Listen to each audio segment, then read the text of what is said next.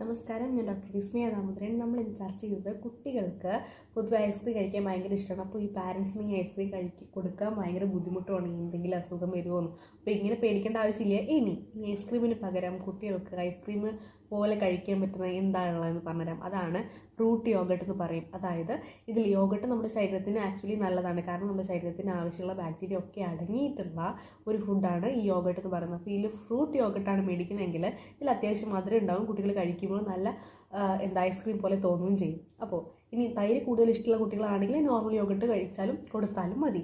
ഇനി ഇതുകൊണ്ടുള്ള എന്തൊക്കെ സഹായങ്ങളാണ് ചെയ്യുന്നതെന്ന് പറഞ്ഞാൽ, നമ്മുടെ കുടലിൽ ആവശ്യമുള്ള നമുക്ക് കുടലിന് വേണ്ട ബാക്ടീരിയകൾ അടങ്ങിയിരിക്കുന്നതുകൊണ്ട് തന്നെ നമുക്ക് രോഗപ്രതിരോധ ശേഷി കൂട്ടാനും അലർജി ഉള്ള കുട്ടികൾക്ക് അതൊന്ന് കുറച്ച് കുറയ്ക്കാനും മാത്രവുമല്ല നമ്മുടെ കുട്ടികൾക്ക് ഭക്ഷണം കഴിക്കാനുള്ളത് വിശപ്പ് കൂടാനും ഇത് കൊടുക്കുന്നതുകൊണ്ട് സഹായിക്കുന്നുണ്ട് കേട്ടോ. അപ്പോൾ ഇതൊന്ന് വീട്ടിൽ ട്രൈ ചെയ്ത് നോക്ക് കേട്ടോ. Thank you.